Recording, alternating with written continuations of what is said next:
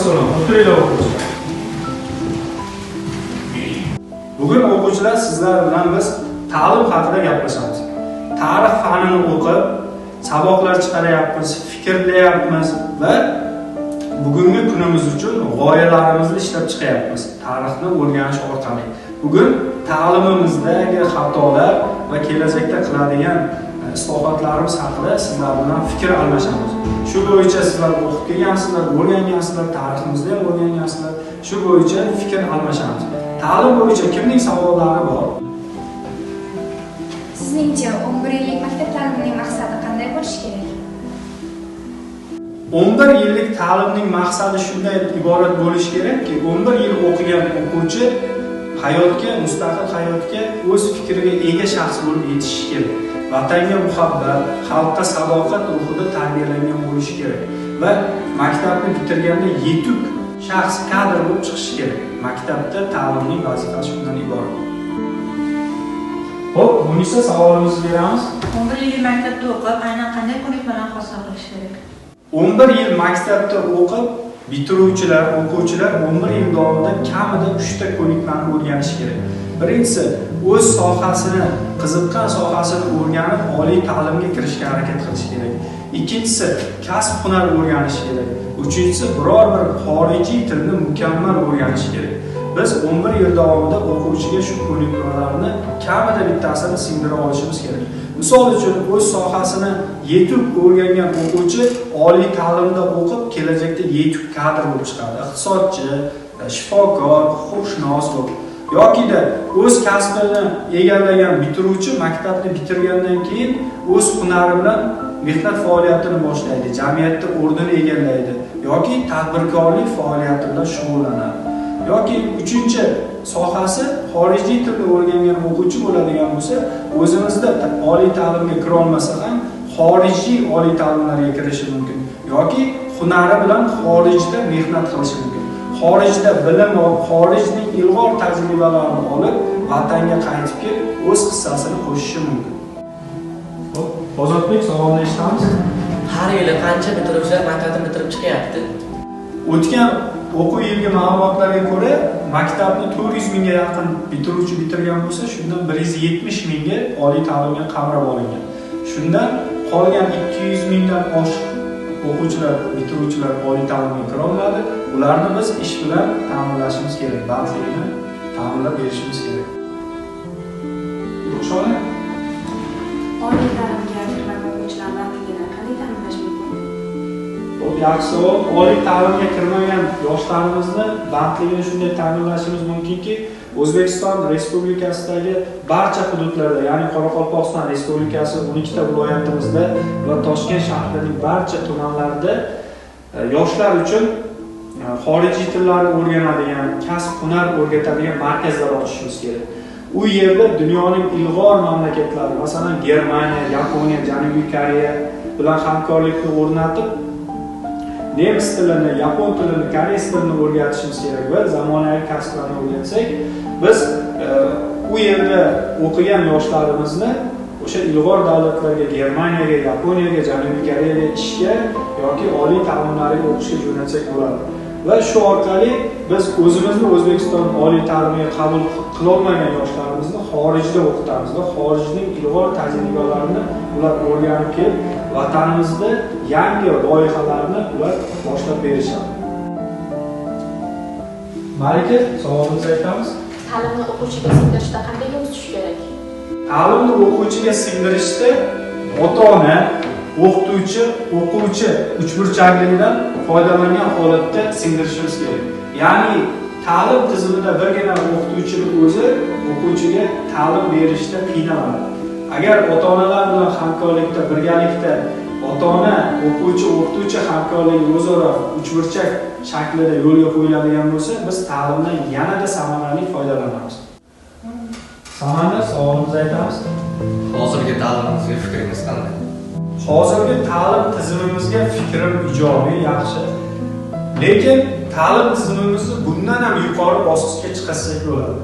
Davlatimiz rahbari hozirgi kunda Milliy olimpiya qo'mitamizning raislari, rahbarlari Mana sportimiz yurtimizda juda ham keng rivojlanyapti.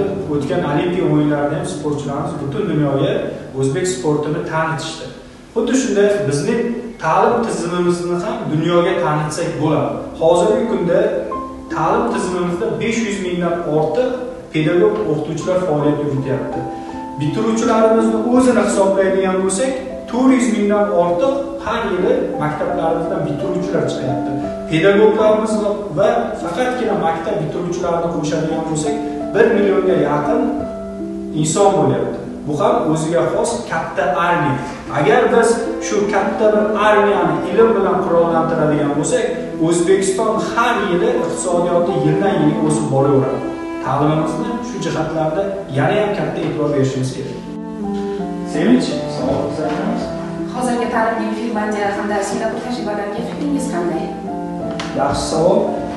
Hozirgi kundagi Finlandiya va Singapur ta'lim tizimiga mening munosabatim yaxshi. Finlandiya ham Singapur ham o'z ta'lim tizimi orqali butun dunyoga o'z yutuqlarini ko'rsata oldi. Biz ham O'zbekistondan Finlandiya va Singapur ta'lim tizimidan yutuqlardan foydalanyapmiz.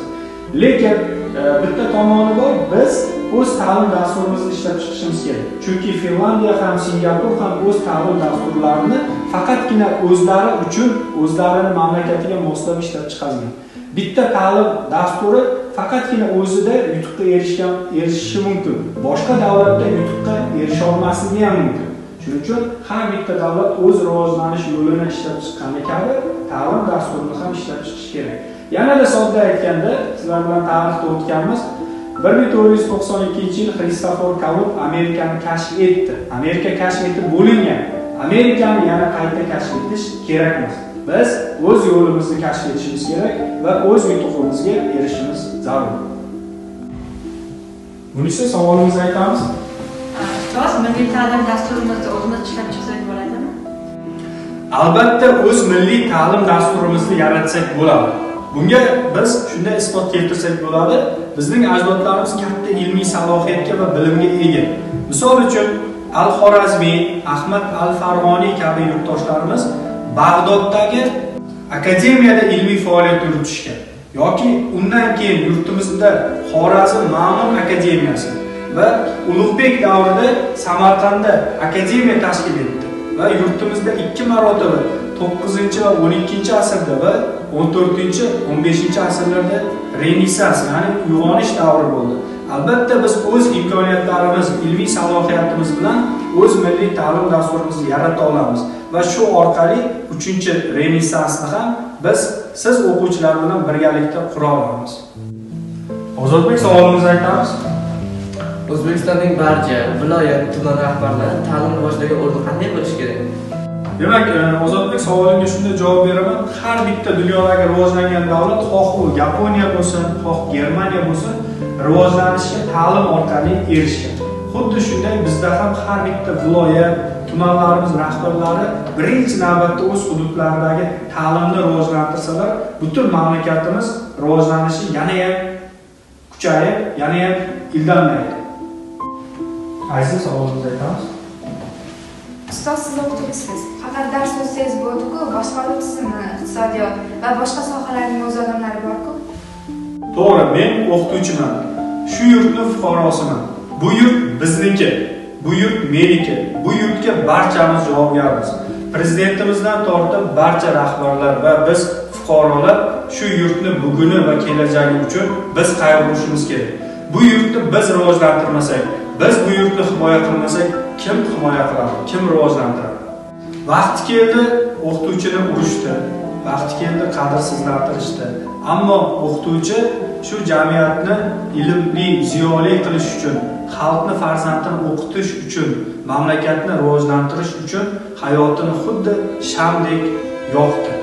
Hurmatli ota-onalar, biz o'qituvchilar uchun bo'lmasa ham o'zingiz va farzandingiz kelajagi ta'limi uchun vaqtingizni, mehnatingizni va mablag'ingizni ayamang. Hurmatli o'quvchilar, o'zingiz va mamlakatimizni rivojlantirish uchun nima qilishingiz kerak? Ilm olishimiz kerak. Barakalloh.